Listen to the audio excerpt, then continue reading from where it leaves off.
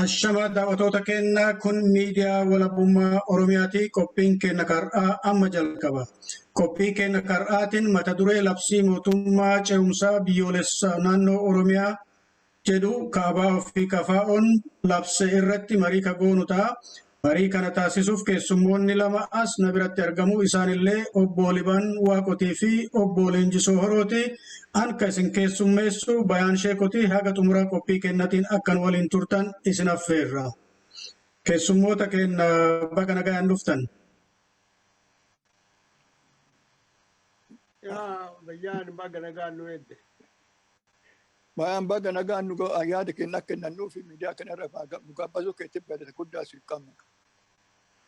Hayyee ka marii keenyatti seenaa isinillee galatoomaa affeerra keenya fudhattaniitiin asitti argamuu keessanii fi marii keenyatti akkuma reef ibseetiin jedhee kan irratti mari'anneetiin jennu labsii iddoo kana KFO fi ABO'n mootummaa ce'umsaa biyyoolessaa Oromiyaa ka jedhu labsanii naannoo Oromiyaa ka jedhu labsanii jiru.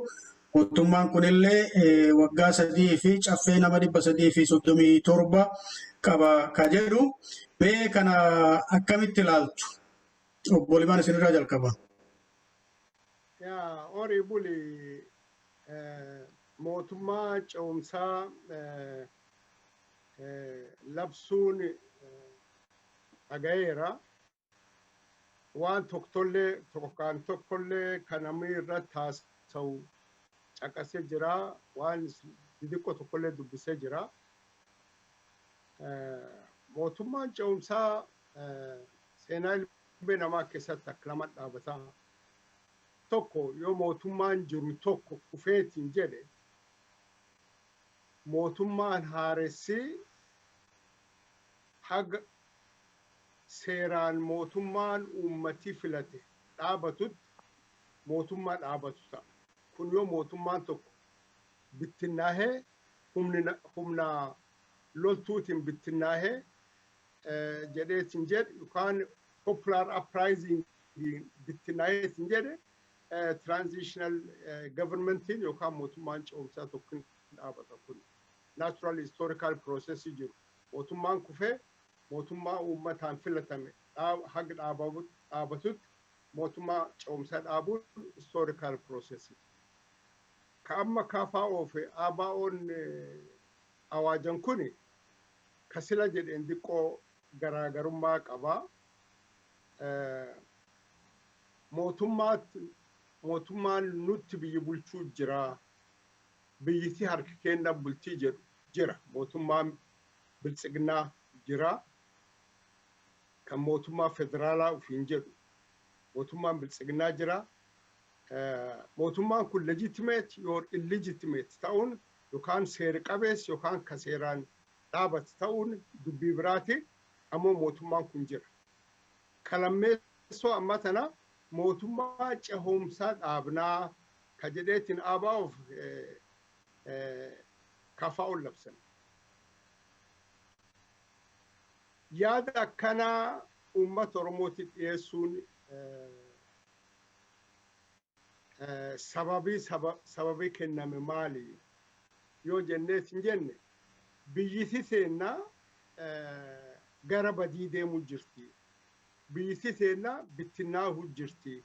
Biyyiti seen cabuuf deemuu jirti. Biyyiteen dandamachiisuuf remember biyyiteen quotation jechuu jira malee Oromiyaa miti. They are talking in the context of Ethiopia. Haasa'a jarii anammoo wanni ani quote unquote jedhuuf quotation keessa galchuuf biyyiteen ta Oromoon jettuu fi biyyiteen ta uummatii abashaallee dabalatee jedhu garaagaraa jechuu ta'uu fedheeti. So biyyiteen bittinnaa'uu jirti. Biyyiteen ta Itoophiyaa jedhan bittinnaa'uuf deemti. Yoo biyyittii tun bittinnooftu balaa guddaa dhalataa. Balaa guddaa kan irra dandamachiisuuf mootummaa ce'umsaa dhaabnaa yaadu jedhu.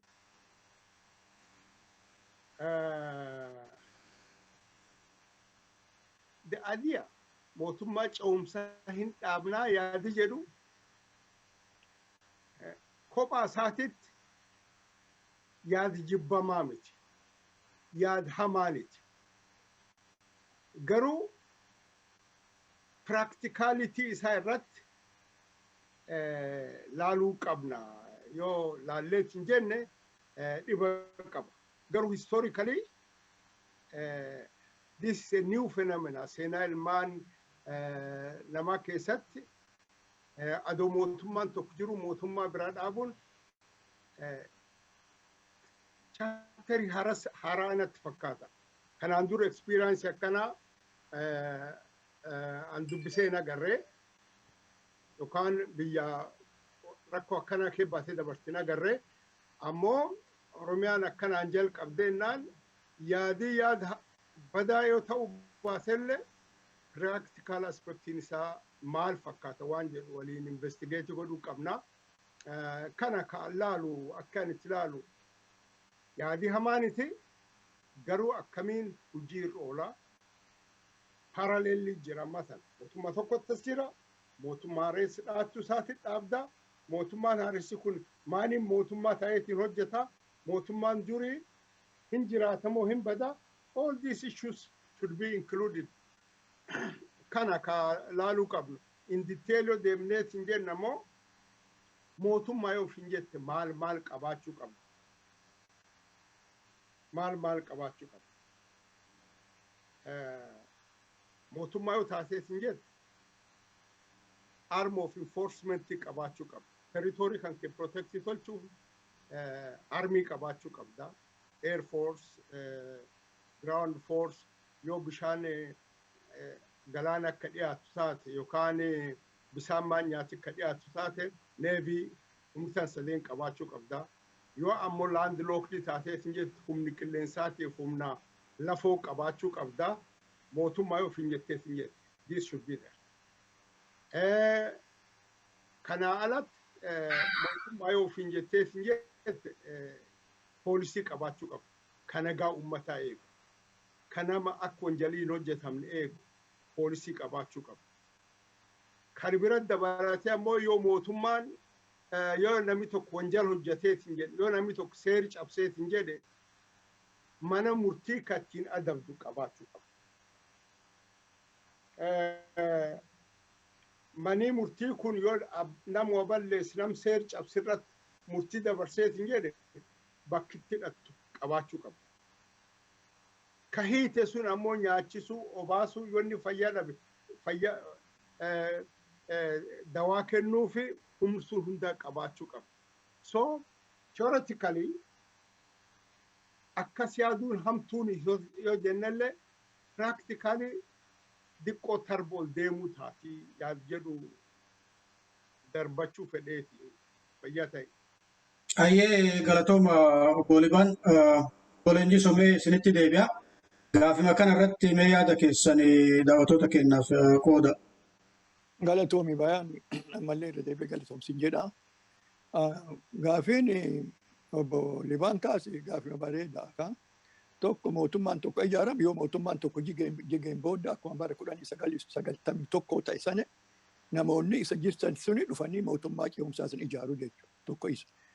Kan lammaffaa amma mootummaa kan ijaaramu mootummaa waloo coalition government kan ijaaramu jira inni suni mootummaan irra jiru sun dadhabee lolli yookiin itti hammaatee lola isa irraa dadhabee socho'uu yoo dadhabe warra lolu isaa wajjin yoo walitti dhufe coalition government wayii mootummaa waloo kan jedhu ijaaratu jechuudha kanuma lamaaniin ta'a. Amma ka biyya siisanii yoo deebiin an akkaataa itti ilaalu an Oromoo irraa ilaalu maaliifi mootummaan ce'umsaa akka sadaffaa garbaatti ijaaramu warri lolatu tokko walabummaa ofiitiin lolatu tokko mootummaa irraa koloneeffataa irraa baay'ee haga mootummaa filannoonni mootummaa ijaaramutti yeroo gabaabduu fi biyya isaa keessatti mootummaa ce'umsaa ijaartee fakkeenyaaf akka Eertiraan gaafa duraa baatee biyya hedduu keessatti ta'eera jechuudha. Kun karaa sadii kan nan ijaarame jechuudha mootummoonni akkanaa kunneen kan mootummaa ce'umsaa kan jedhamu. Amma Itoophiyaa keessan kan deemaa jiru akkuma amma jedhame mootummaa erga humna akka qabu waa hundaa. Tokko karaa Oromootiin yoo ilaalle jarri kun Oromo. Gaafiin Oromoo gaafii kolonii. Mootummaa ce'umsaa jechuun kolonii sanii gaafii Oromoo haqan jechuudha. gaafii Oromoo haqanii amma waraqaa irraayyuu akkuma argamutti gaafii Oromoon koloni kan jiru waraqaa isaanii kan hundaa keessa hin jiru. Kan irraa haqanii nu Itoophiyaa akkuma jedhe isaanii Itoophiyaan warra fudhatee galee warri kuni. Kanaaf isaamtinu mataa isaatu illigaalota qabsoos ilmaan Oromoo mileenii irratti dhuman seenaa kana keessa irratti wareega guddaa itti kaffalame jireenya Oromoo irraa gaaf kufe irraa jalqabee isaa kana mootummaa Itoophiyaa ofiin jedha akka inni sabni Oromoo seenaa Oromoo keessatti guyyaa tokkollee Oromoon ani Itoophiyaaf hin jedhee akka mootummaatitti hin beeku.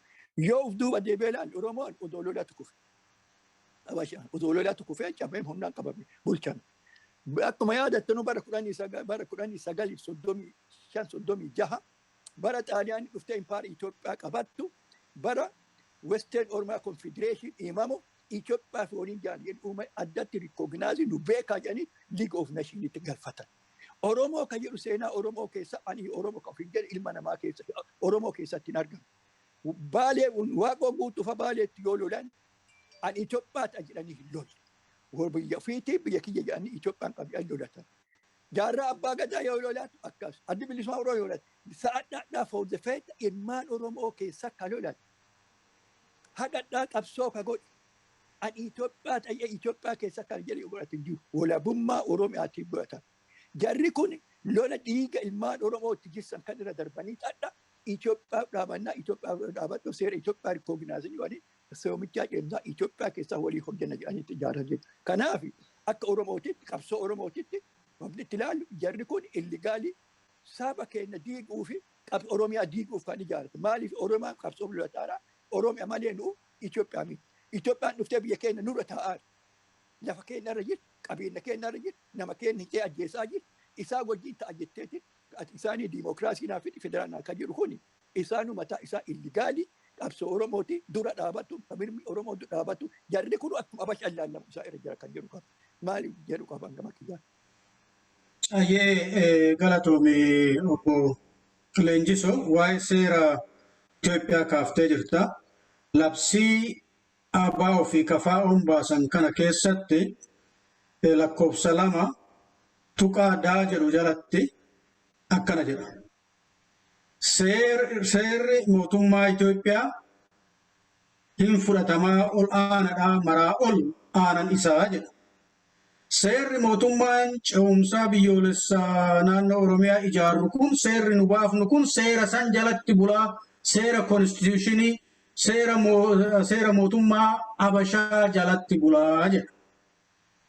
Kuni jechuun ka seera Habashummaa san fudhatu biyya Itoophiyummaa san fudhatu meeqa kana ija namaa walabummaa yookiin bilisummaati. Qabsaa'u tokkotti meequn akkamitti ilaalan kuni Itoophiyummaa san rikooginaaizii godhanii walabummaa fi bilisummaa Oromiyaa san dagatuu hin ta'u obbo Liban.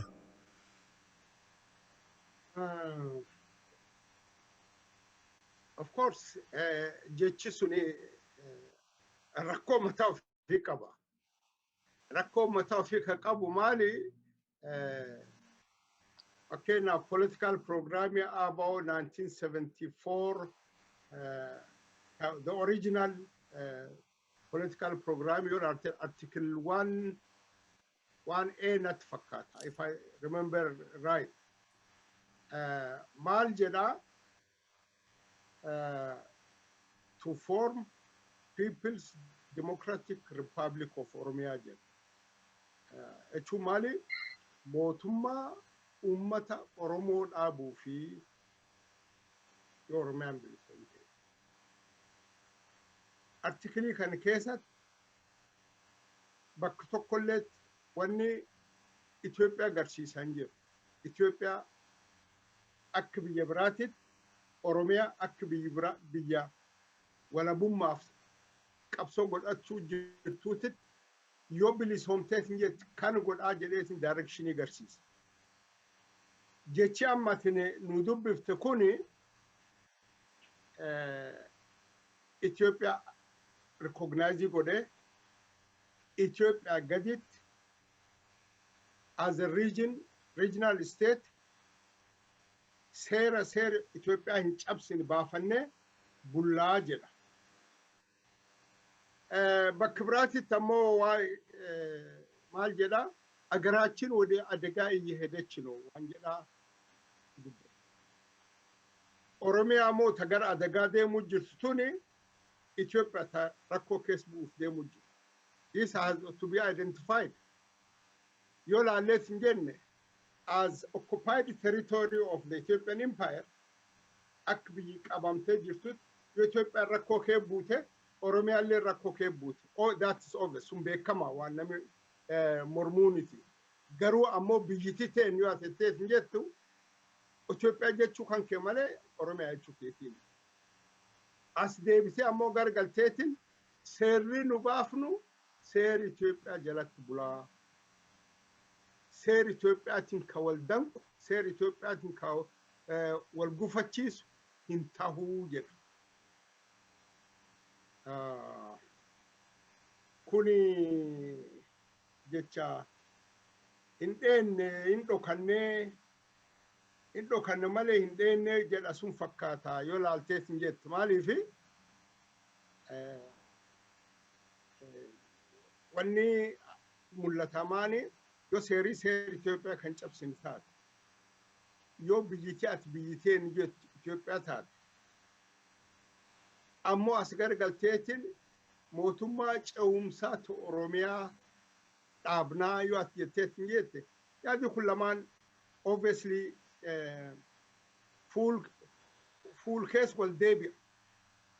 Tokko Itoophiyaa jedha ammoo asun gargaleetiin dammoo Itoophiyaa jedha Oromiyaa jedha diqqoo wal dhaha akkan argutti. So your international consumption if taate for diplomatic purpose yoo taateetiin jette akkas jechuun diini diqqeeffachuuf internationally Oromoon uummata Itoophiyaa kana gar nagaa akka inni deemu tolchuuf conceptii jedhuun approach akkas international communityin akka consumii godhuuf yoo katabame taate that is a tactical issue wani target tante goal purpose duraan kaateef danqaa hin jiru because one international community PD goal suni yoo yeroon si dhufee atumni taateetiin jabaateetiin jette is a reverse wanni tokkolleen kadhakaa irratti katabame hin jiru reverse godhuun hin danda'amu but garuu amma yoo lafaa kaatiyyuu an Itoophiyaa jettee lafaa kaatee yoo tarkaanfii sadi deemteetiin Oromiyaa jette kamiif kamii dhufa wal dhaha yaadichi soo kanaaf akkan argutti diqqoo bilisummaa ummata Oromoo walabummaa biyya Oromiyaa yaad jedhu sunirra diqqoo moggaatti yaad bahinatti fakkaata ka walti ka mormuun natti fakkaata ka walabummaan Oromiyaa ta'uu hin dandeettu Itoophiyaa taane Itoophiyaa keessatti democratic regionii ta'e ka Oromoon afaan ufiitiin baratu ka seer ufiitiin bulu jaarrannaa yaad jedhu fakkaata but that by itself ko nami wani nami okolee harkaan qabne loon elmachuuf moonaa nama seenuu hin qabu waan itti elmattu qabaachuu qabu gaadisa angaa jettu qabda akkanuma akkaateetiin Itoophiyaa kan dandamachiisaa yoo ta'eetiin jette structuring jiru systemiin ittiin bulchan ka jiru adoo hin diigamin as Ethiopian state akkisiin hin bittinnoofne diqqoo simintoo fi konkriitii wayii itti supnees hin dandamachiifne jechuu fakkaatti akkan argutti akkas ilaala akkuma ati jettetti walabummaa biyyaatiin waliin hin deemu. It's a kind of opportunistic approach ka atagartu very opportunistic tokko walabummaa jedhee raasaa keessatti injiraan nyaataniitiin du'a kaan katamaa keessa taa'eetiin Itoophiyaa dandamachiif jedha. This by itself practicing contradictory. Lammaffaa mootummaa kan yoo dhaabdeetiin jette wanni reefu nu wanneen state machine malee mootummaan dhaabatu hin jiru. This is first of all qilleensi gubbaatti waan jaaramuu jira. You don't have police, you don't have army, you don't collect revenue, you don't have court, you don't have prison, but you call yourself a state. Akkamiin ta'uu danda'a? Mootummaa exile taateetiin jette, of course you are a government in exile, wanni kun cuftinuu sin barbaachisu. Biyyi keessatti uummata kan kee jiraachaa ka armii hin qabne, ka poolisii hin qabne, ka manidhaa hin qabne, ka mana firdii hin qabne, ka humna diini sirraa ittisu hin qabne mootummaa fi jechuun of gowwoomsuu taatu malee hin taatu. The truth yaadii dhiyaate mootummaa ce'umsaa dhaabannaan by it is democratically abaaramuu hin qabu, but practically impossible jedheeti ilaalaani. Impossible. Application keessa hin jiru. Warri xalayaa ministeera galfatee wanni general attorney galfatee poolisii galfatee none of them said go ahead. None of them, it is a blessed idea. Yaad eebbifamaa, yaad gargaaramuu qabu. Nami jedheen hin jiru. Sun jechuun maali? You are talking nonsense. Mataan qabna haasa'uu jirtanii achi nurra dhiisa jechuudha. So kanaaf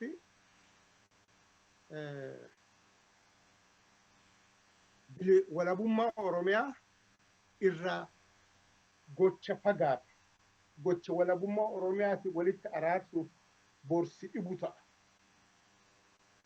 Gam tokkoon Itoophiyaaf hin jette ammallee gargaltee walabummaa Oromiyaa yoo jechuu hin dandeessu. Hin dandeessu. Uummata kana dhakaan dhaanuu qoftaa, you know, akkas ta'uu hin danda'u. It doesn't work. Afaan gabaaboon ani nama beekee fi principally accepting godhu, defying godhu, principally maquul hin jiru. Ka Oromoon dhumachuuf jiru walabummaa biyyisaati. Dhugaan yoo Oromoon walaboomeet hin jedhe the entire Dabub Hizboch area jedhan sun cuftinu equal status Oromiyaan qabaatu. Yoo qabaatan naannoo sunii fi contributionii guddaa ta'a. Yoo Afaar Oromiyaa waliin bilisoom, yoo Sidaamoon Oromiyaa waliin walaboom, yoo Gadoon Oromiyaa waliin walaboom, yoo Walaayittaa walaboom, yoo Gaambeellaan walaboom, all this yoo dhufan deebi'aniitiin sovereign state ta'aniitiin jedhan as a sovereign state on equal ground, being equal politically, economically, socially, standardii wal fakkaatu yoo federal government uumaniitiin jedhani, that is a good future. Yoo ammoo ati lafa kaatee aan Oromoon lammiiloon shantamaati mootummaa ce'umsaa dhaabaa jetteetiin jette ijoollee tante ta'ala alaateettee loltullee wal dhabdaa uummati duri silaalu Oromoon armaan ta'u maal yaaduu jira? Rafuu jira moo? Yaaduu jira moo? Hojjechuu jira moo? Waa midhaaffachuu jira moo? Wanni inni midhaaffachuu jirsuun maal nuu fiddi uummata hedduu laalu jira. Akkanuma lafa kaateetiin I don't know, waan ta'uu hin dandeenye hojiirra oolchuun hin barbaachisu jedheetiin laala. Yaadi kun walabummaa uummata Oromoo in cabsa yookaan lukkuu simpiree baal irra buqqisaniitiin gallakkisan ta barrisuu hin dandeessu. So walabummaan Oromoo yoo amma warri transitional jedhu kanaan itti deemneet hin jenne guddoo gufata. Yaa fayyada. Ayyee Obbo Leenjisoo sitti deebi'amee kan warratti yaada yoo qabatte. Bareeda. Bayaan waan bareedaa kaasee bayaan jira. Libaan waan bareedaa kaasee beektaa. Gaafuma qabsoon kunuu jala qabu maal akka jedhamee ilmaan Oromoo dubartiin Oromoo daa'imaa guddaa jaarsaa jaartii itti dhumame lafa kaa'e. People's Democratic Republic of Oromoo ijaaru jedha. Kun kan duraan jalqabe. Yoo hundumaa yoo ilaalle bara 1998 amma deebi'ee haadhi numti kun yoo haaromse maal jedhaa. Akeekni qabsoo kanaa mirga hiree murteeffannaa uummata Oromoo argamsiisuuf sirna impaayera Itoophiyaa diiguudhaan Oromiyaa walaba baasuu hacuuccaa fi saamisa jaraa bilisa baasuudhaan mootummaa walaba Oromoo ijaaree itti godhuudhaa jedha. Kiliirii waan lafa ta'e lafa jira beektu. Amma jarri kana maamti kun akkuma Libaan jedhe kana jarri taargeetii qabu. Kana wallaalaniiti miti. Tokko maali? Kana diigu lammaffaa. Qabsoon guddichi irra godhaaru dargaggoo dhaloota dhalataatu tan yaan ijoollee amma ijoolleen maan jirtu tana dogoggorsiisuuf godhaaru. Isaanuu addaan qooduuf godhaaru. Maali hin jaamne dogoggorsa itti kennaaru. Mootummaa coomsaa maqaa bareedaa wayii itti fakkaata ijoollee yoo baran. Ijoollee addaan qooduuf. Gara biraatiin lama Oromomaa kun gara asuma addaan qooduuf hin dadhaba Oromoon. Keessattuu hireen jarri kudhadha itti fudhataatu. Adda biyya san keessatti Oromiyaa keessatti hoggannaa fi liidershippiin biyya keessa yoo dhabame kana jedhanii kan yoo hin mul'anne waan hin jirreef hiree kana bayanii yoo addunyaan kun dhiibbaa godhee jedhe mootummaa fi hayyee amma jalattii tanarra akkuma godhaaru kan godhee jedhee nagoosheetii waliin godhee kana qabattee galuuf godhaaru. Kan dhume kiliiriif hubatu hin dura jiru kana ibsee taargeetii godhatteetti kana addunyaa bira iyyataa asii achi jettee ammallee kanaan galuuf bira jira. Malee saba Oromootii fi miti indiviidaalota ofiitiif bu'aa ofii keessaa argatan hin godhu. Bu'aa isaan kan keessaa argatan yoo Oromoon laafee caccabee garooma harkaa qabu dhabee isaan wajjin deeme. Kana godhuuf ijoollee dargaggoo ammaa dogoggorsiisu irra jira. Amma amshuur kan dogoggorree waliin deemu jira.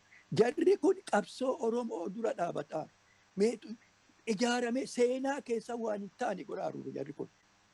Koloneeffataan tokko koloneeffate tokko wajjin mootummaa ceemsaa jedha seenaa ilma namaa keessa hin jiru. Akkami kanaa dhufuu dandeetti jarri kun?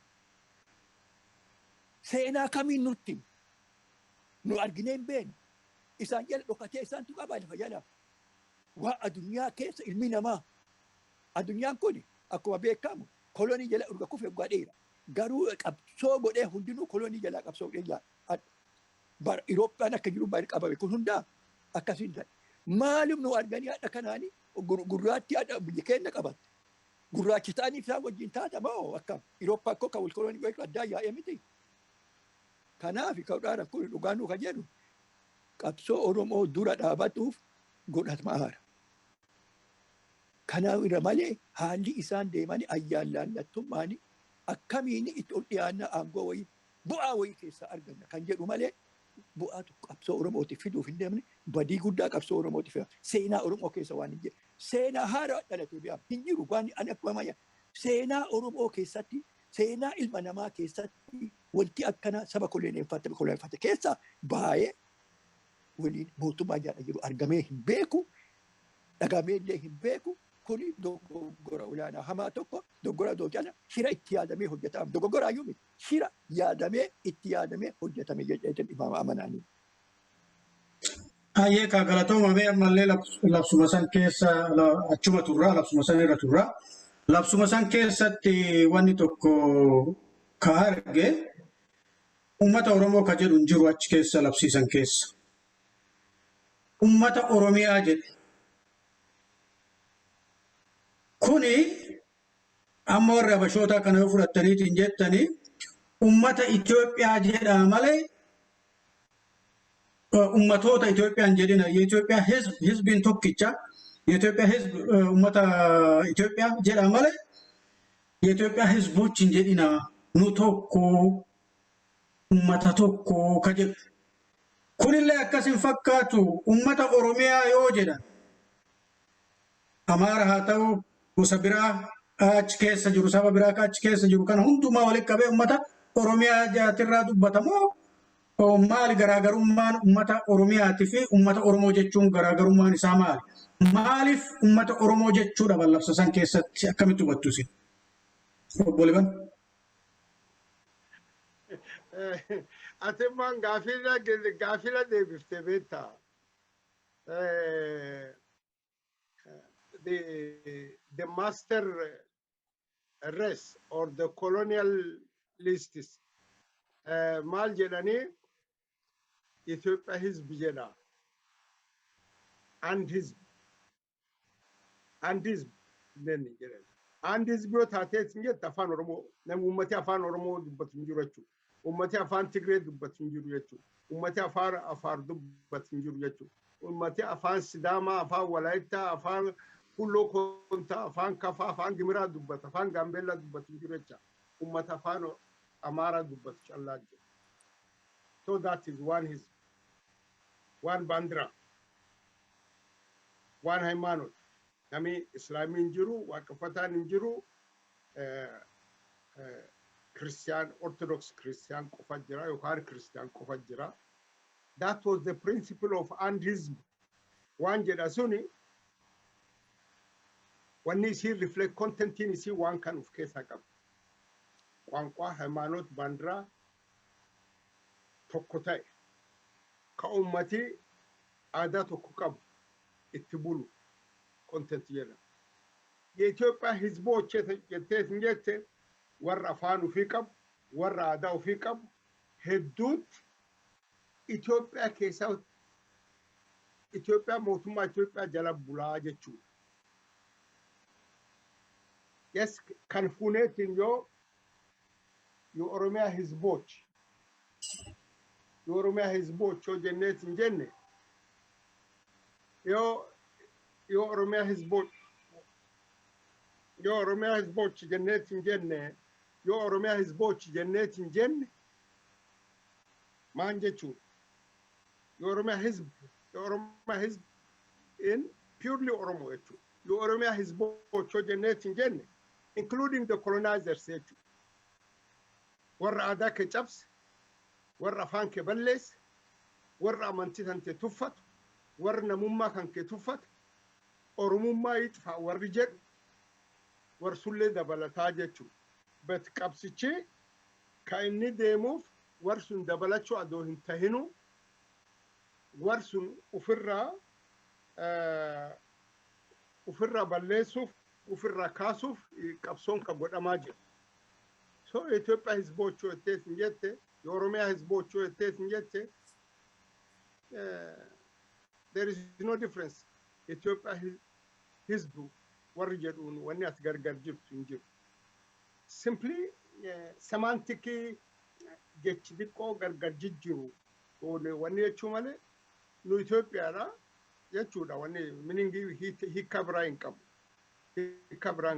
it is obvious ብይቲ አዱኛ ጉባ ብይቲ ሄዱን ጎሰዱ ኬስ ጅራታ ማይኖሪቲ ጎችታት ኬስ ጅራቲ ማይኖሪቲን ቱናሞ ማጆሪቲ ሴር ማጆሪቲ ጀለቡልቴ mirgisi eegama akkuma warra majority kan let's say yo walaita nami 500,000 Oromia case jirate they will be treated akkuma Oromo treated it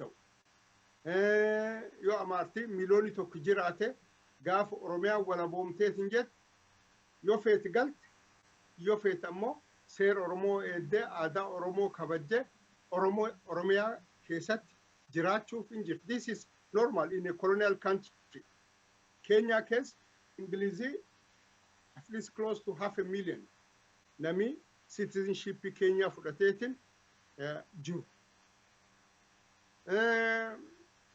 Mozambique case, there are Portuguese.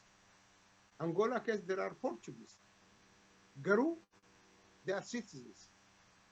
You have to talk well about them. Worry, si colonifat. كعادات أنت سيرة كانك وأنا تتنبض شوف سي كبج constitution أنت تركب فرات constitution سنبول يجراتات جدّة lammii biyyi suni ta'ee jiraata. Kun ammoo akka inni agarsiisu maali? Wanni inni agarsiisu Oromiyaa keessa warri jiru akkuma Itoophiyaa keessa jiraanis laakkaa'amanii indirectly jechuudha.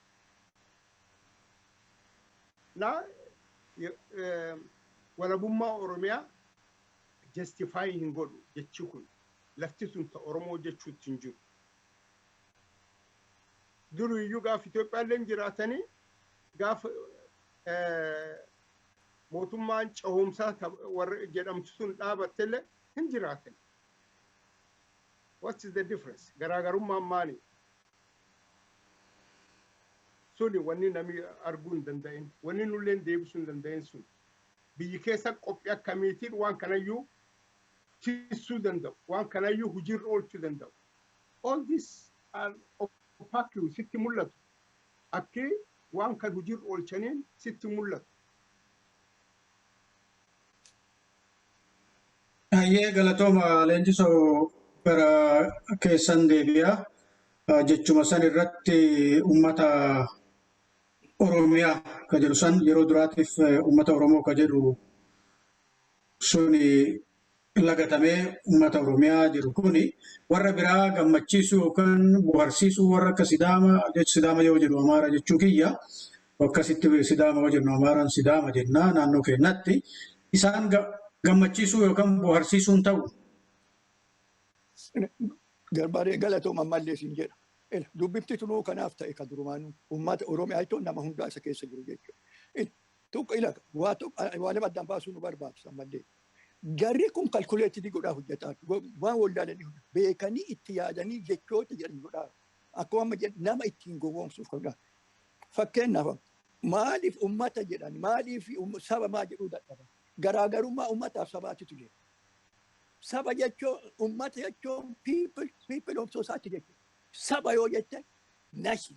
Saba yoo jiraate sabboona jiraata. Sabni yoo jiraate sabboontu jiraata. Sabni yoo jiraate sabboonummaa jiraata. Alte nashi nationalism saba irraa dhufu. Isa hin lagatan as keessatti yoo argitee jiru.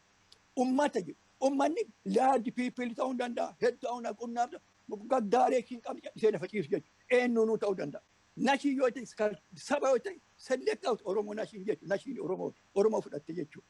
Oromiyaa nashiin Oromiyaa ta'a jechuudha. Oromoo inni purple free avoodi gooti jedhu kun. Kana kiliidii hubatu nurra jiru. Saba habu lagatan. Maaliif saba yoo jette the right of nation to self-determination and the nationality to self-determination dhufu. Addunyaadha kan jiru kun addunyaa ittiin hojjetu. Nashiin jechuun kanaaf didan.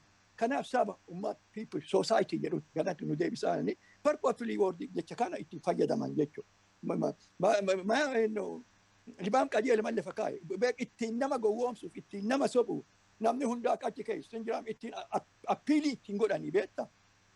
Uummata Oromiyaa hundinuu ka keessa jiru uummata Oromiyaa jettee eenyu achi keessa hojjetu Sidaamni hundi isaaniitu.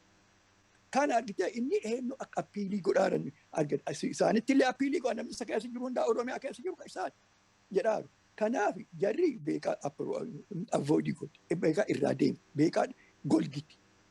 Isaanumaa jechoota Oromoo kanaa sabaa fi uummata. Sabni hiikaa jabaa qaba. Saba jettu ka'ama aadaa saba biyya tokko qaba jechuudha. Uummata yoo ta'e biyya tokko hin qabu baadhatee lafa irra jira jechuudha. Saba yoo ta'e nashi teriitoorii ofii qaba. Kadhee dhaloota irraa dhufe akkuma seenaa hundattuu afaan tokko aadaa tokko saayikooloojikaafi tokko akka jiru jira. Uummata dhangaa isaa jireenya biyya isaa tuffatu jechuudha. Saba jechuun saba nashi jechuudha. Kana irraa dheetti jarri ka Oromoo jechuu irraa dheetti ka hundaati jechuudha. Kanaaf ka hundaatu keessatti wannu arganna kan jedhaatuuf kan hubatu man nurra jira beektu. Jarri kun gowwaa jiraan jira.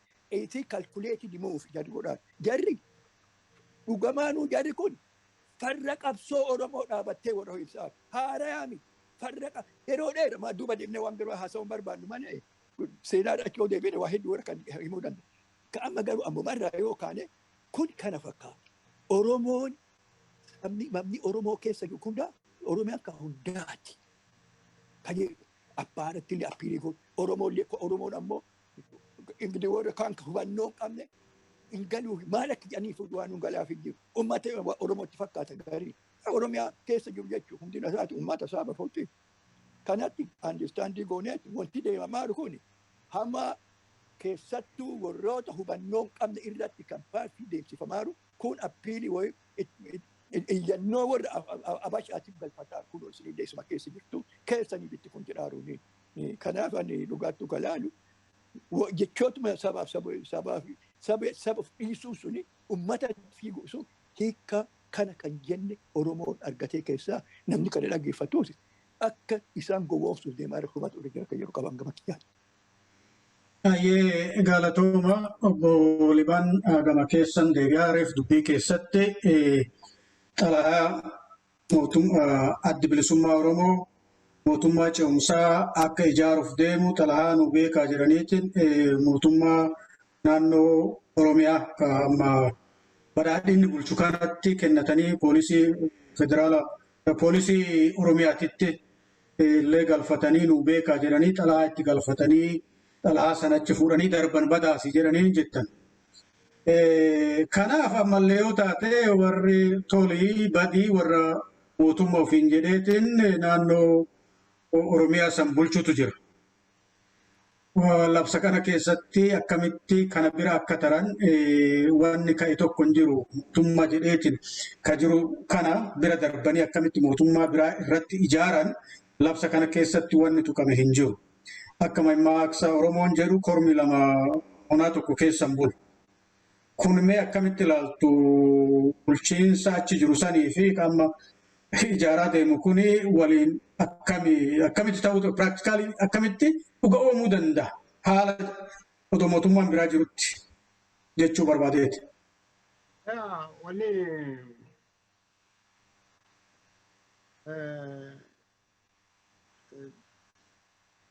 Warri xalayaa fulaa ittiin galfatiin hin qabu. Biiroo muummichi ministeeraatitti, Ortodoks Churchiitti,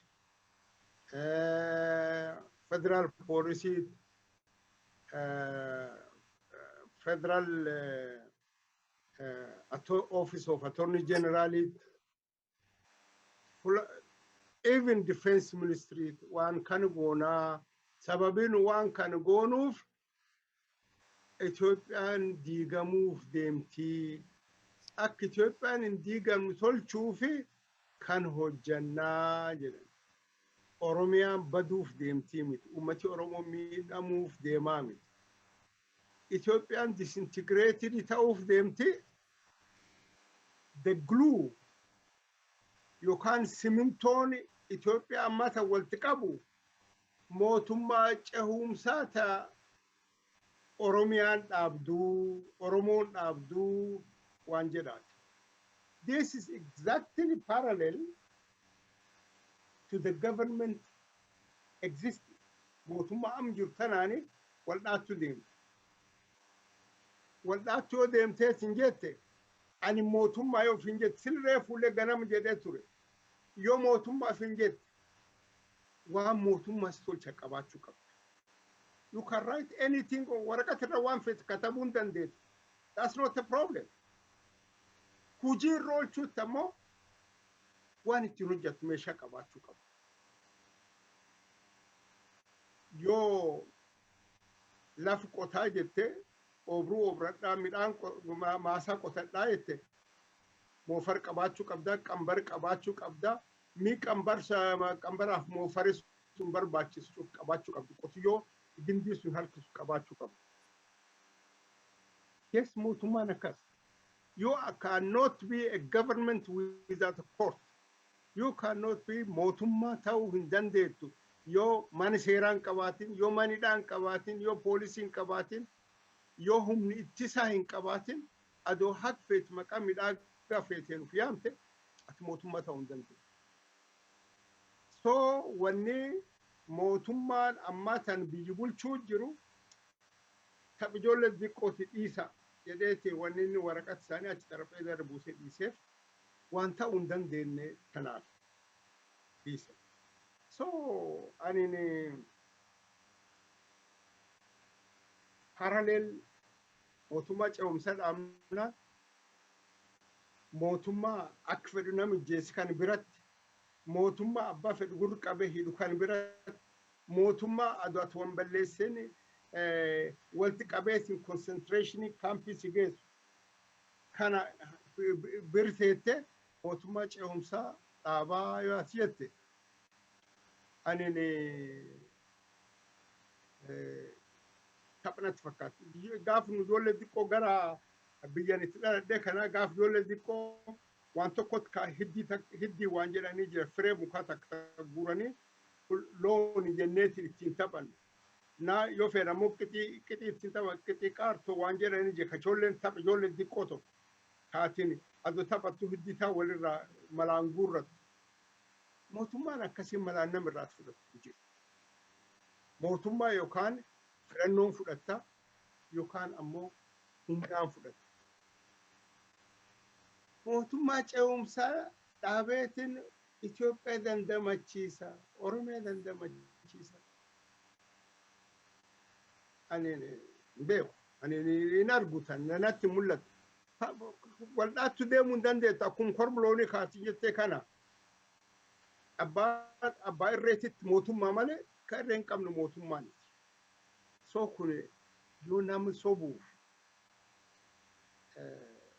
fakkeessuuf akkan jennee turree bittaa nu dhagahuu didanii jedhanii bornam hamachuuf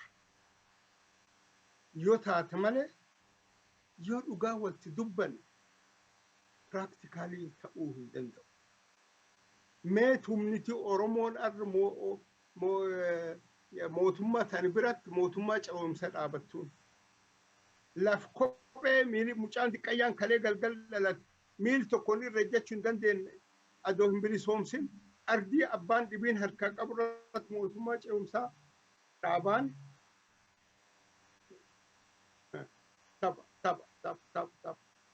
tapha akkas yoo dhiisan wayya hin hojjetu. Mootummaan kun mootummaa maraattuuti harki sirraa citu.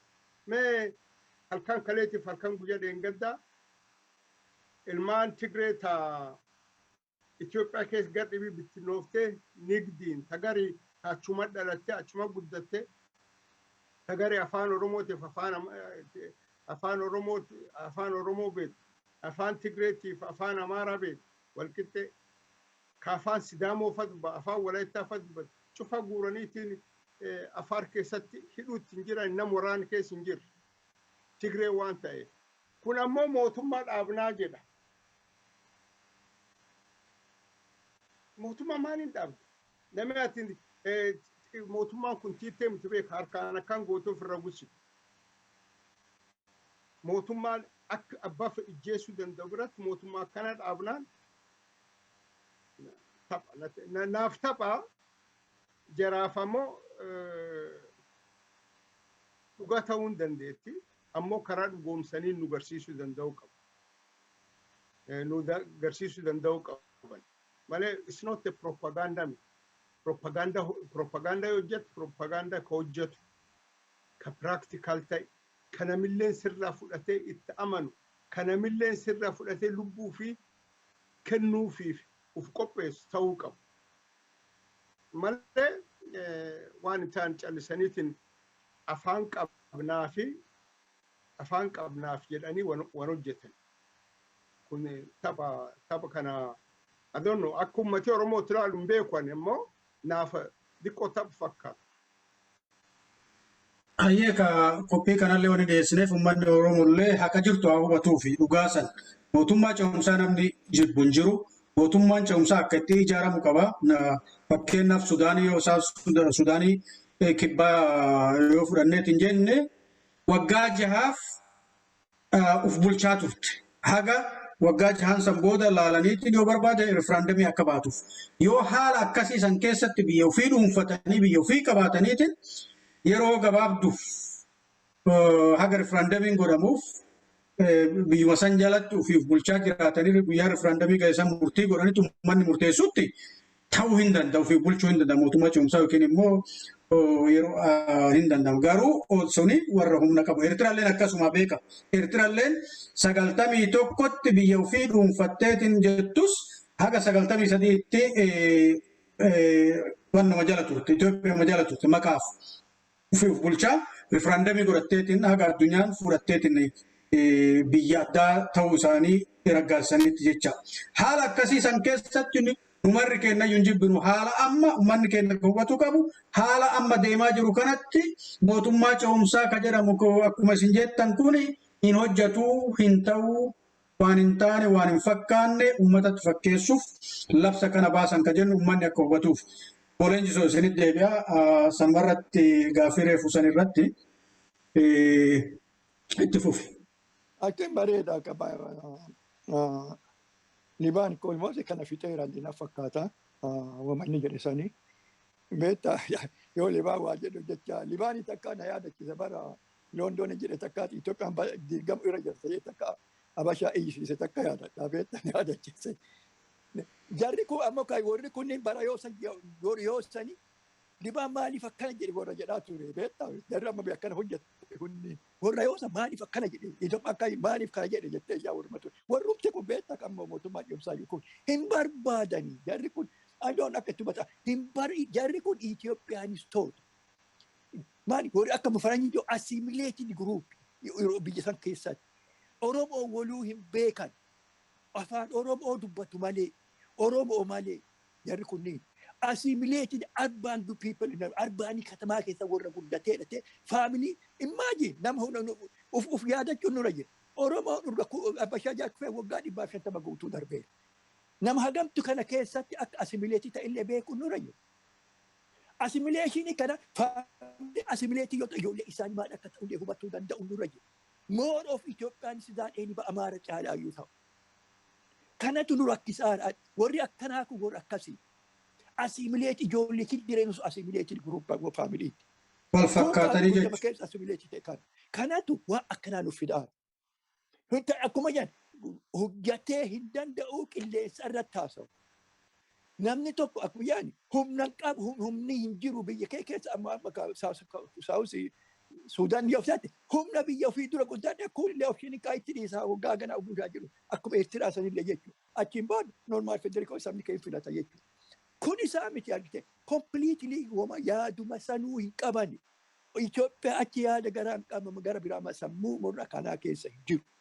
Kanaaf wanti isaanii dhiyeessan hullu Itoophiyaa akkan diigamne Itoophiyaa namni Itoophiyaa akkan diigamne Ethiopian nations jedhu gamba wargi achuma irratti dubbisaa ture bakkee ho'itti Ethiopian nations akka kana yoo dhoogatanii bittanama kan jiru qabu nations of Ethiopia jedhu akkas jedhu deebi'etu Oromoo Itoophiyaati jedhaaru nu Itoophiyaa Oromoon jedhaaru jarri kun beeku clearly understand hubatu irra qara Oromoonni warra akka jala deemaa yookiin odoon hubanne isaan sappoo isaan gargaaruuf deemu hubatu irra qabsoo Oromoo diiguuf dhabamsiisuuf dargaggoo adda ijoollee Oromoo hagamti dhumaan yeroo isaan kan baasan biyya keessatti hagamtu hidhaa jira duulli naannoo Oromoo guutuu deemamaa jiran guyya ijoollee Oromoo 2-3 taatee karaarra deemuu hin dandeettu biyya Amaaraatti hiriira yaadattu ji'a hagamiin dura Amaari daangaa hiriirama Oromoo 2-3 taatee dargaggoo Oromoo karaarra deemtee dandeettu jarri kun mootummaa maamaafi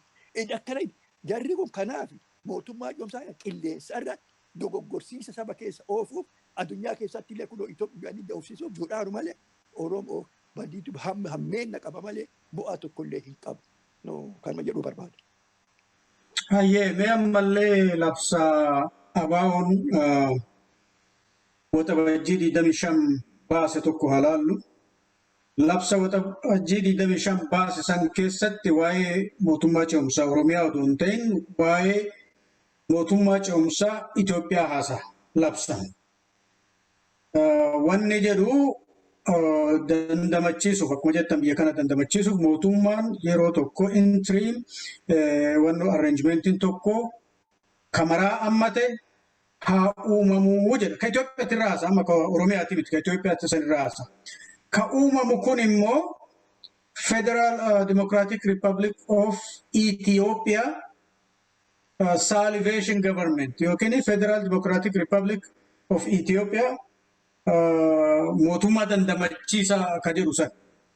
Mee kana haala kana akkamitti ilaalta? Kun maraa ammataa jedhan. Akkuma yaada mee kana akkamitti ilaaltu mootummaa Itoophiyaa san dandamachiisuuf maraa ammataa ka ta'e addunyaallee nama waan akkasii haga Tigreen Maqaletti deebite kana waan akkasii waan jedhaniif haala akkanaa kanallee uufaa jira. Gaafin kiyya 91tti mootummaa ce'umsaa ijaaramee kaabaa olleen keessa jiru waan ta'e hin beeytan Oromoon hongoo keessaa bahe hin hongaye. Ammallee 2018tti jijjiiramni dhufe jedhee Abiyyi koottaa galaa jedhee waamee eetiin galanii qullaa akka keessaa hambisan argina. Yeroo lama. Ka ammaa kun yoo odoo ta'e amma akkuma jedhame san akkuma waamicha isaanii san odoo kamaraa ammatu yookiin immoo mootummaa ce'umsaa federaala Dimokiraatik Rippaabilika of Itoophiyaa tokko odoo ijaarame Oromoon akkasiin dura hongaye san maaliif hin hongofne maali kun garaagarummaa ka godhu kasiin dura sobanii Abashaan gowwoomsitee itti taphattee eetiin qullaan hambiftu sanirraa garaagarummaa maal godha maal argatu maaliif kana jedhu obbo Liban.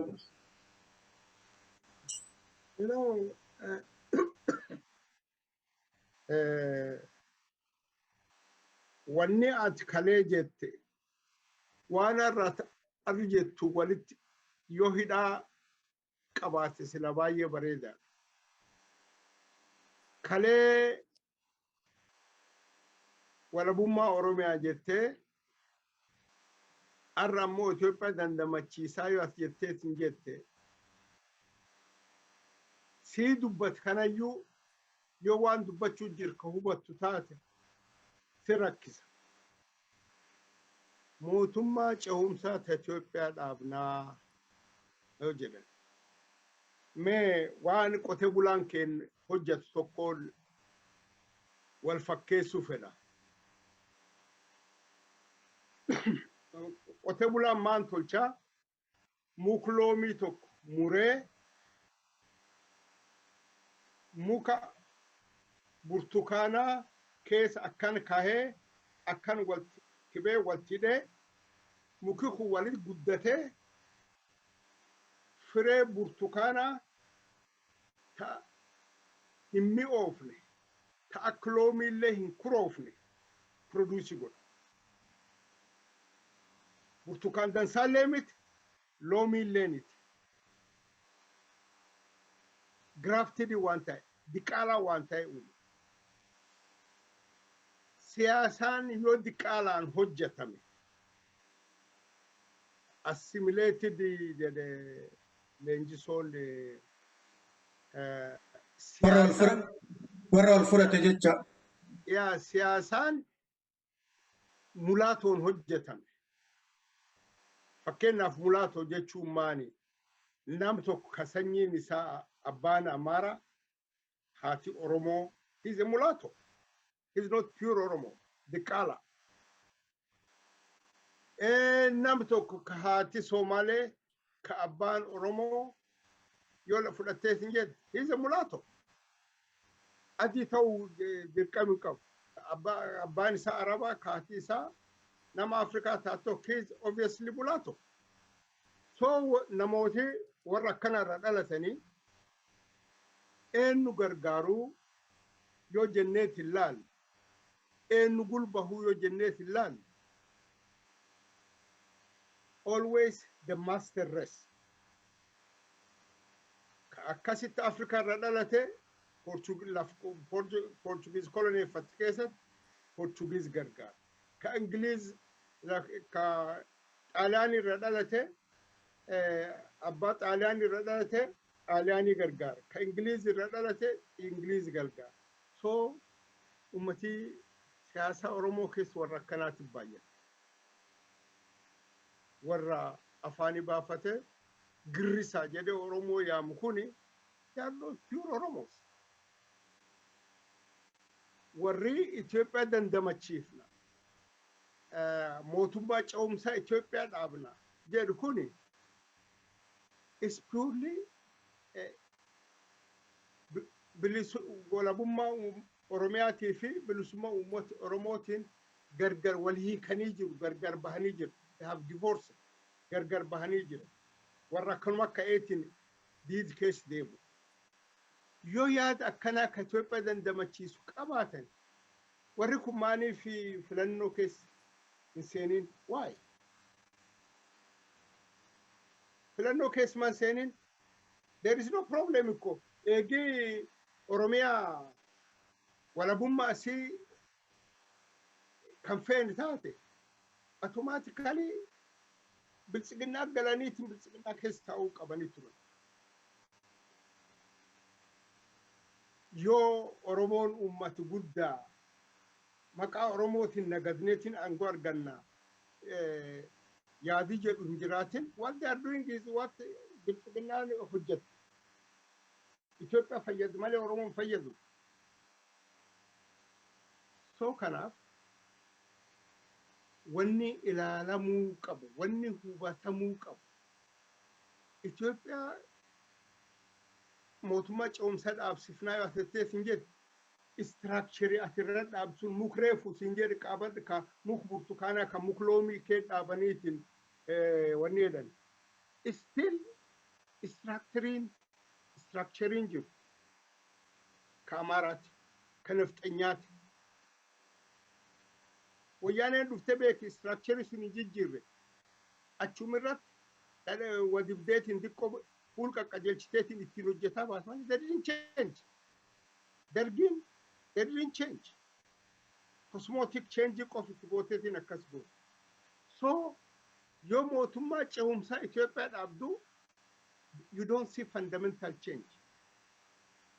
You see cosmetic ka xiqqoo fuul diddibaniitiin qaqqajeelchaniitiin jedhan kanama gaffageessee laaleen sobuu danda'an mootummaa akkasii dhaabu. Majoritiin eenyu ta'a? Obviously, amartii institutionii lam qabdi.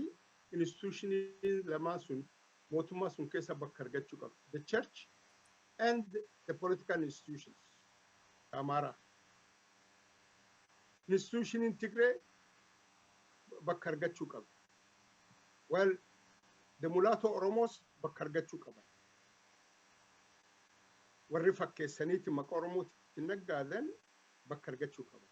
Uummati cunqurfamaan ammoo humni hin qabne kasla gaafa Oromoon humni baaf gaafa Oromoon uf dandeetteetiin waan Itoophiyaa jedhaa kana ufirra gaggatteetiin Oromoo jetteetti yoo ol baate walaboomuu danda'u hireen qabu dhaqeetiin istiraakcharii sunii galee king makerii ta'a. Waan nugus ta'uu hin dandeenyee fi war nugus shuumuu ta'a. Oromoolleen approachii kanaan waan ofii nugus ta'uu hin dandeenyeef maaliif harka miilla irra caccabsanii dhaqeetiin war nugus ta'u nugus shuuma. That means oksijiinii amma tana somba Amaaraa keessa dhumate kana deebisanii itti afuufanii abashoota aangoo tolchuuf ta'a. Yoo mootummaa Itoophiyaa dhaabnaa jedhan. That's what happened. Yoo mootummaa sun gargar cabeetiin jedhu akkamiin walqixxummaan Itoophiyaa haaretti jaarraa jedhaniitiin gaaffiin hin kaasan. Because warri gooftootaa hin muufata, hin aara. Kwestiniin sun isin taabu hin tuqamtu. Akkamiin walqixxummaan biyya haaretti jaarrannaa hin jedhan. Yoo akkas jedhanii maal abbaa keessatti biyya haaretti ijaarti biyya akaakuuf abbaan kiyya si ijaaretti buluu malee waan jedhaatiin dhufa. So mootummaa Itoophiyaa jaarraa jechuu fi mootummaa cehumsaa Oromiyaa jaarraa jechuun adoo mootummaan kun jiru practically hojiirra ooluu hin dandeenye. Wanni amma akka nama galaanii fudhatee kanallee qabatanii kan galleessanii sullee qabataniif wanni warri yaad cufti practically ta'uu hin dandeenye.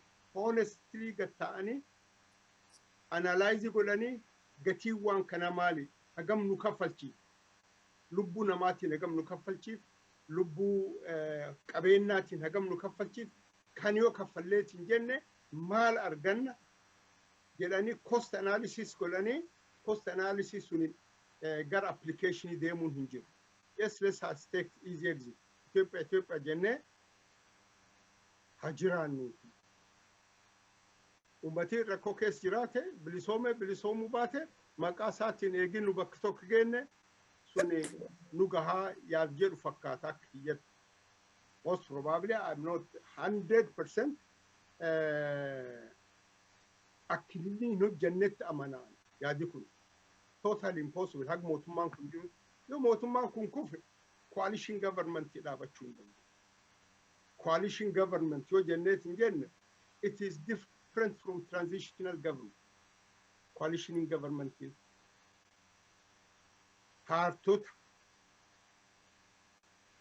ta interestiin isaanii gooliin isaanii garaagara ta'e itti waliin mootummaa dhaabataa jechuudha. Coalition government yoo jenneet hin jenne. You are a communist, the other one is a capitalist, but for common short-term benefit, Mootummaa waliin dhaabachuu hin dandeenye. Na jechuun hin danda'ama. This is not a coalition government. This is a transitional government. Your transitional government is automatically Ethiopia malee wanni atis Oromiyaa, Sidaama, Walaayittaa maanii jettu is null and void. Akkana laalamuu akkana tubatamuu qabaatiin jedheetiin laala. Ayyee galatooma obbo Leenjiso si deebi'a. Bareeda akka ila heerileetti. Jarri kun gama tokkoon mootummaa Oromiyaa ijaaraa jetteef gama tokkoon mootummaa cimsaa Itoophiyaa ijaaraa jetteef. Lachuu hin qabamuufi fi beektaa kan qabamni keessa deemu. Nama bishaan fudhatee wama qabatame bishaan qabuuf tattaafatu fakkaata. Laga dagni fudhatee bishaan qabatu tokkochi qabatamuu hin jiru jara kana. Ila Itoophiyaan ammaa kunoo isinuu barbaachu jettee keessaa baafte. Ani amma isaa Itoophiyaa dandamachiifne. Isin barbaannu isin jetteef ni miti meellee amma argita. Nu isin hin barbaannu Oromoo hin barbaannu. An Oromoo man isin barbaannu jettee baafte keessaa. Isaan ammoo Itoophiyaa jedhaniifi. Akkami mootummaaf hin jedheera mootummaan absiidhaa kagaafa miliqii jaatarraa qabe instituushisan kan jiru. Instituushisan haqaa isuma kontinuu godhe haqan baadeessisaa kan miliqii jaare. Haguuwwan qirraa ta'u namoonni itti jijjiiramu malee. Jarri kun isa kanatti gallee isa qowweessina Itoophiyaa danda'u. Jarri isin hin barbaannu eega jettetti dhumeef jechuudha. Jarri nu isaan hin barbaadan. Namni nama isin barbaannitu si barbaada jetteetti deemtaa. Nama mataa akkamii qabu jarri kunuu jedhee yaadaan beektaa yookiin namni taa'e ilma namaa yoo taa'e waan isa immoo kanama kenne jechuun ibaaleeti yoo jarri gorri akkana seenaa isaa kanaaf kan baasan buqqisanii of keessaa. Kanaaf hin hojjetu. Sobuutan ana akkuma isin dure ijoollee Oromoo gowwoomsuuf deemaa malee jarradii akka foon hin beeku. Kan irra hojjetu. Waan amma Liban kaase tokko waa'ee warra olii makee kan mee'ila Oromoo taas deebinu mee. Glasgow mana daakee waadaan haati isaa Amaara. Akka inni Oromootti ficcisiisan arge. Diqaalaa. Raas Mokkon abbaa Haile Sillaasee haati isaa Amaara. Intala Haile Sillaaseeti tanaanyi warqita jedhama. Oromoo akka inni calanqoo irratti nam Oromoo lafaa haccisiisan beeku. Misi waliin dhaqee. Ruwaandaa yoodhaan Roobert Kajumaa ka jedhan. Haati isaa Hutu abbaan isaa Tutsi akka inni Tutsi godhee argitan. Lafa haqqise miliyoona gara miliyoona tokko yeroo gabaabduu keessa akka ficcisiisu. Abiyyiin haati isaa Amaara abbaan beekamu Bisilaalee akka Oromoo fi jedha malee waan inni Oromoo godhaa jiru argitan. Warri malmakaa kun akkanarra jiran nama akkati jettu kunniin illee kana Oromoon amma jarri kudha baadhu seemii nama kenna dhuma. Fudhadhaa oddoo irrattuu kennitee biyyattii irra baatee tutti kennite kadhumu saba keenya jara kan irratti Itoophiyaa kaa Itoophiyaatisuuf deemti kaa Itoophiyaamnati dhiiga isaanii keessa jira kaa qorqalbiin isaanii Itoophiyaa kaa kanaaf jarri kunniin warra akkanaati guddan namicha tokko yaadattu amma qurxummii fixuu fi qurxummii qabameen danda'u qurxummii fixuu bishaan gossan kan jedhe tokko inni jettee Ma'oondaa loltoonni akka qurxummii sabni isaa akka bishaaniiti loltoonni isaa akka saphisaa keessaa fudhatee Oromoo dhabamsiisuuf qabsoota warra Oromoo akka bilisummaa loo dhabamsiisu saba Oromoo dhabamsiisu irra jira. Namni kun haadha isaa Oromoo haati isaa maala jiru akka oduun dhugaa ta'eef hin taane hin beeknu. Itti gaafatamaa paartii badhaadhinnaati. Badhaadhinnaa poozii isaa hojii jechuun haati isaa karaa haadhaa jechuudha. Ila namoota akkanaa kana nama eween ilame liji yaasuu nugusummaa akka kennan Minilik isaa du'aaduu gaafatan jedhan seenaan akka barreeffame bateen dadhu qaaliin gura dhageeffame isaa kennaa jedhe jedhan maaliif haati sadeet shawaraggaadi intala Miniliki jarri Minilik isa Iyyaasuu wanti jima amantima waan ta'e jibban malee Minilik inni waan gara biraa isa hojja amantima sanii isa jibbanii irraa buusan jarri kun Haile Sillaasee irraa buusise of course Haile Sillaaseen kun akkuma jenne kana akka inni illee nugusummaa akka argate karaa kaawwatiin argate Iyyaasuun illee karaa haadhaatiin argate warra hidhaa wal qabu absiinaa kanaan beektu jara keenya warra absiinaa qabu akkanaa kana nu nyaataa dhallee qabsoo mootummaa ce'umsaa maalii ka'uun warra akkanaa kanneen kooni ka sooshaali haa karaa hawaasummaa naatuun wali qunnamtii wal inni hidhannoo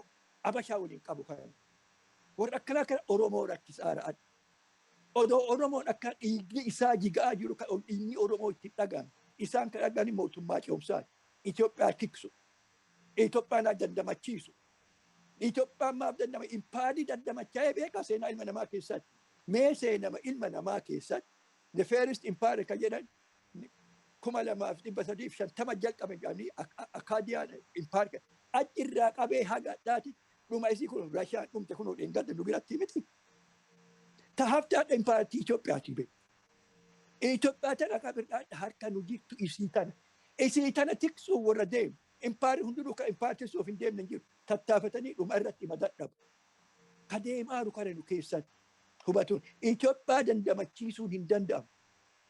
Itoophiyaan dandamachiisuu ta danda'u namoonni walabummaa isaa argatee addaan bahee waliin jiraannee waliin dhufe duwwa.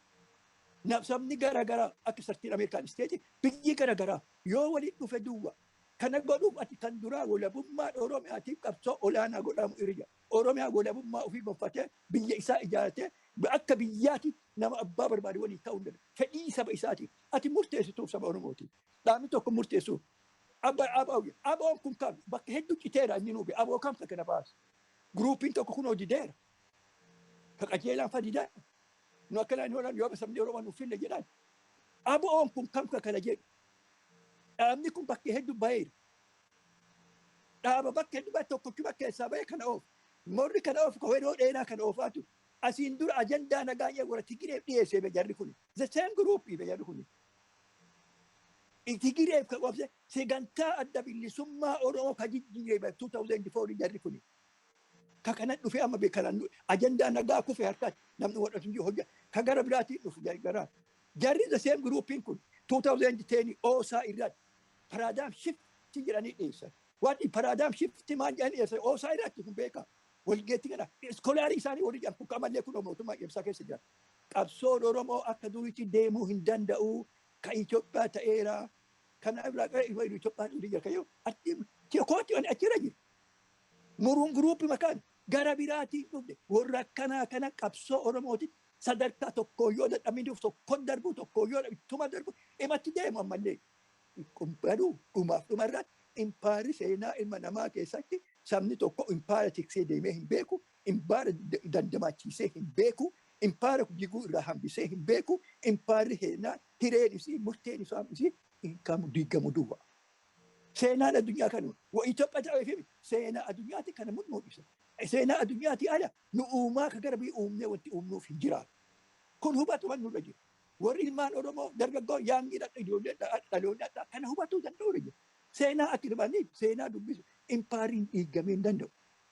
Impaayira bilishiitii mika addunyaa keessa the sign will never set in the village impaayira jedhanii miti addunyaa kan irraan ta'e impaayiraan dhaquu ayyaandiisiitti galtee ta'etti bilishiin harka jigeetii miti. Kanaaf impaayiratiin Itoophiyaa tuni warri isii dandaman warri tiksuuf deemu Oromoonni dhaabatu isaan irra jira. Qabsoo gara qabsoo saba isaaniitiin biyya isaanii deemanii humna saba isaanii jabeessuu irra jira. Impaayirri diigamuu irra jira. Yoo Oromaan bilisoomte waltaanee meebii waliin ta'a jedhee sabni hunda guddina naannoon tokko ta'e waan tokkoon jiraatu federeeshinii ta'e koffillee jiraatu hin danda'e yoo bilisoomne abbiyyeessaa uummateen boon dee'iin gomaatudha. Isaan ala Itoophiyaan impaayira tiksuun dandamachiisuun hin danda'amu. Kanaaf qabsoo Oromoo dura dhaabachuu dhiisaa jedhanii itti himu irra jira. Gabbaa'ee addunyaa keessa ilmaan Oromoo lafa jira hundattuu kan jedhu qaban gama kiyyaan. Umarratti fannoo marii kenna goolabuuf yoo dhaamsa qabaattan dhaamsa dhumaa dabarfadhaa daqiiqaa lama fudhadhaati dhaamsa dhumaa akka dabarfattan yoo jiraate dabarfadhaa. Obbo Liban. Duraan dursee wanni tokko kan jechuu fedhu haala kana mijeessiteetiin akka hagumni teennaatitti hag beekumteennaatitti uummata Oromoo akka inni waa hubatu tolchuuf hiree nuu kenniteef guddoo galatoomedha. Ammoo uummata Oromootitti waan tokko kadhaamadhu jira. Waan kana adoo hin jenne mammaaksa tokko mammaakuu fedha. Duri namchi tokko jaldeessaaf saree waliin horsiifate. Namchi kun dureessa. Duuba loon kun loon elmee sareef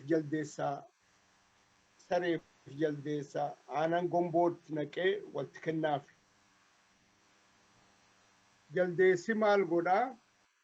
Aanan kaan harka kaayee saree dur qaba.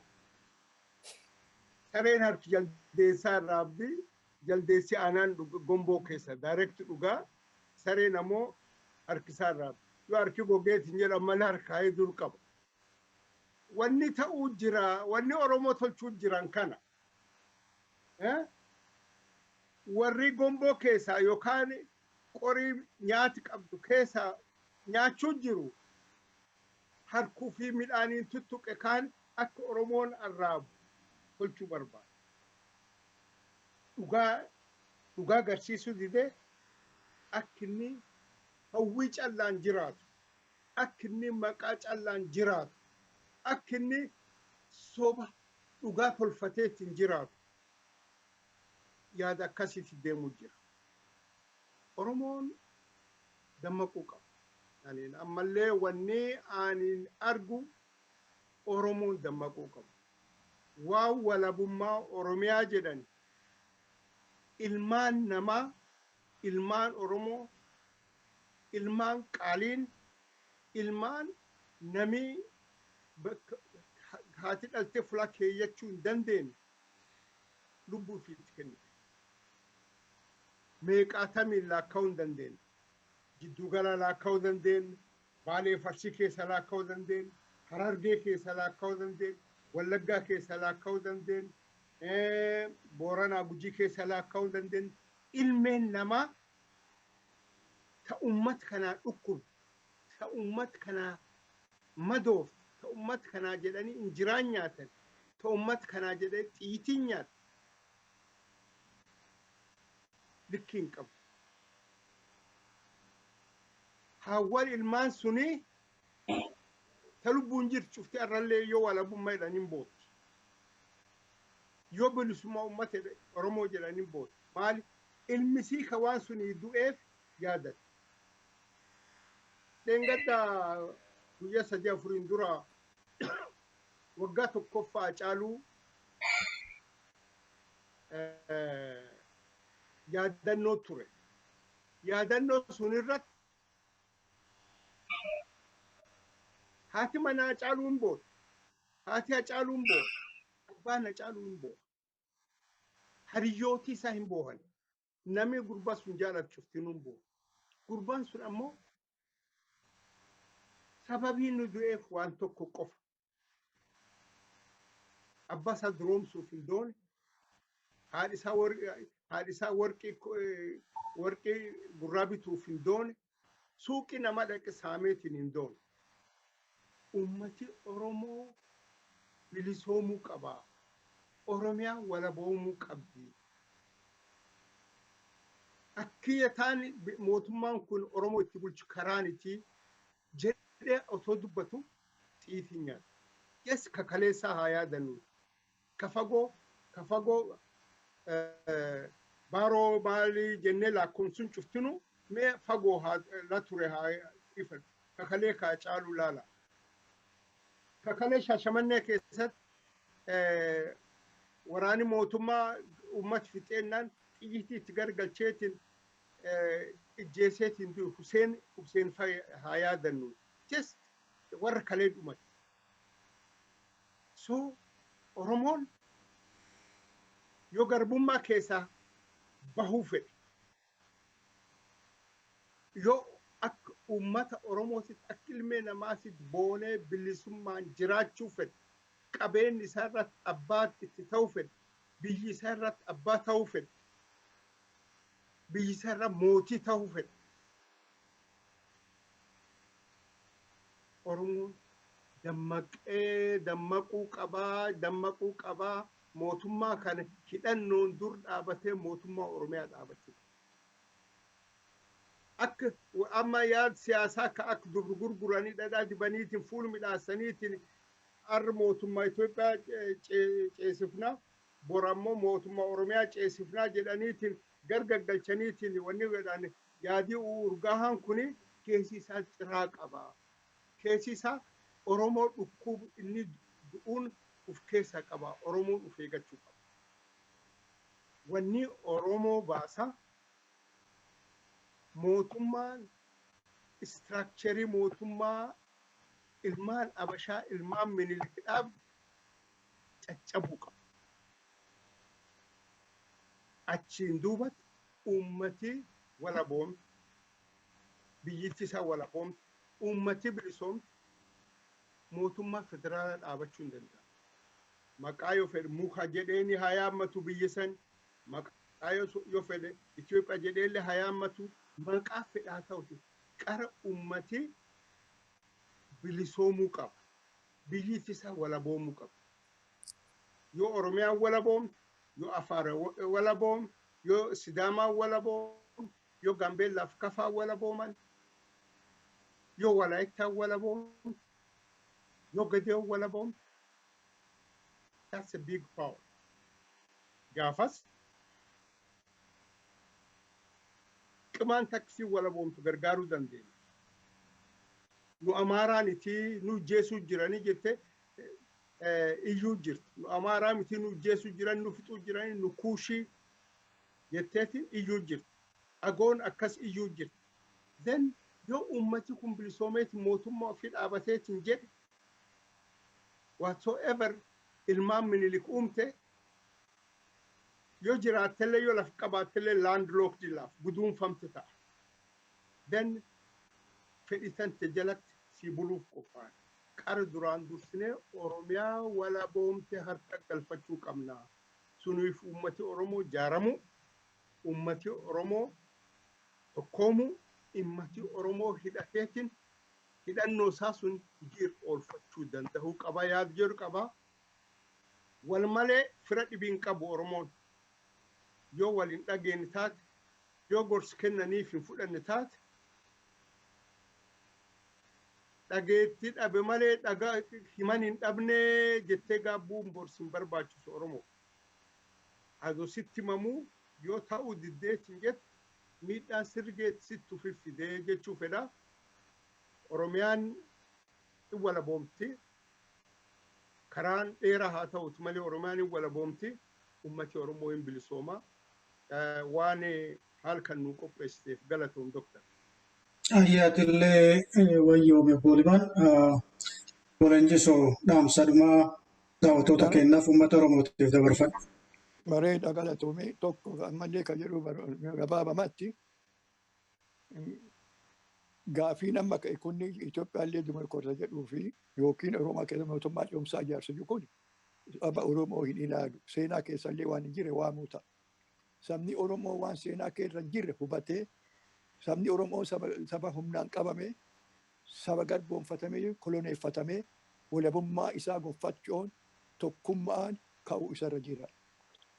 Tokkummaan ka'uu isarra jira. Akkuma Hayilee Fidaa jedhe saba dammaqe ka hidhate ka gurmaayetu moo'ataa jedha. Oromoodhaan tokkummaa isaa gurmaa'uu hidhatuu fi barbaachisa. Tokkummaan ka dammaqe ka hidhate ka mootummaa. Namni tokko ka si facaasu namni ka faca'u maali? Dammaqiisa yoo hin qabne ka faca'u.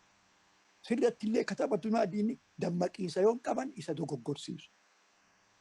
Nama hundaan kanaaf amma kanarra wanti deemamaa mootummaa ce'umsaa Itoophiyaa dandamee jiru gowwoomsuun nama gama tokkoon absanaa ofitti fiduuf gama kaanii ilmaan ijoollee dargaggoota addaa gowwoomsuuf waan deemamaa. Kanatu deemaa. Sabni Oromoo kanatti dammaqu irra jira. Tokkummaa ofii ijaarratu jira. Daangaatti hoggana isaa dhaaba isaa of keessa baasu isarra jira. Sabni hoggana hin qabne bilisomuu hin danda'u. Sabni tokkummaa hin qabne bilisomuu hin danda'u. Sabni waraana tokko qabe isa qaba hoggana walii hin qabne bilisomuu addunyaa irratti.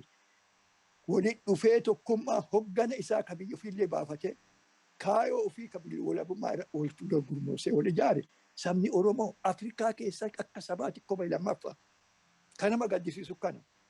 Tigireen dhuftee 1991 hin mo'attee kunoo lammaddee mo'anne jedhanii miti biyya baay'een biyya gadhiisanii kunoo keessaa buufii waan himaan. Dheengaddaas mo'atan ammallee mo'atan harkama. Keenna hoo waggaa 150 guutuu odoomaa mo'an biyyuma keenya irra dhufa hundinuu. Ka irra gollee Oromiyaa jiru. Ka irra gollee qabeenya Oromoo jiru.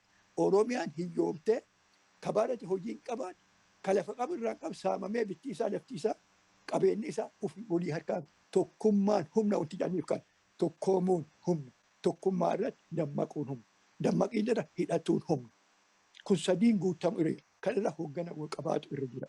Kana yoo qabaate Oromoon qawwee dhiisii harka duwwaallee baasuudha. Ijoolleen harka duwwaa beekti Tigiree kakaafte miti. Lammii Oromoo kana baru irra jira. Oromoon irra baru jira. Qabsooni hidhannoon hin deema. Haddooni disdaa sabaatiin hin deema. Kana lachuu ammatu wayya. Maatamaa Gaandhiin Indiyaa keessaa beekanii qawwee nuun baafne akka jiru Indiyaa mileeniyaa gami waliin dhaabatee ka'inurraa jedhanii.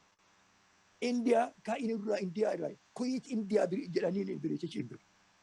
Wama gootame keessumaa olkutee kutte Indiyaa nu karaa lachiinuu hin dandeenya tokko taanaan adda diinni biyya keenya irra wanti taa'e ajaja fudhatu diduu danda'u jira.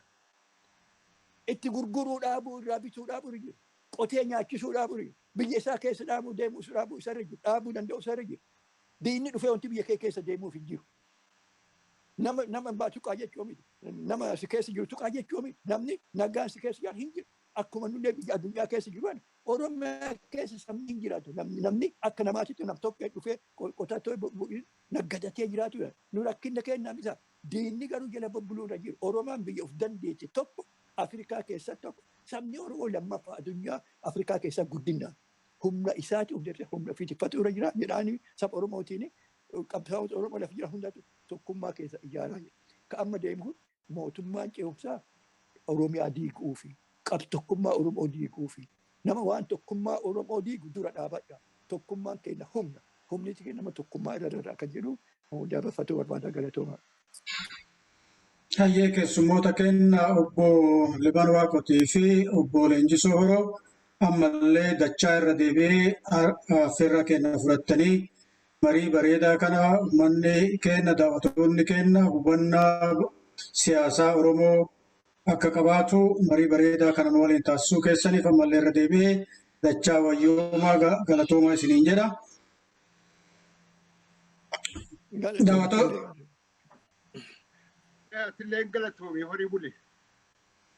Daawwattoota keenya qophiin keenya qar'aa kana fakkaata. Qophii keenya qar'aa kanumaan xumurraa haga qophii biraa kana fakkaatuun keessummoota biraa qabannee walitti deebinuun nagaan jiraadhaa.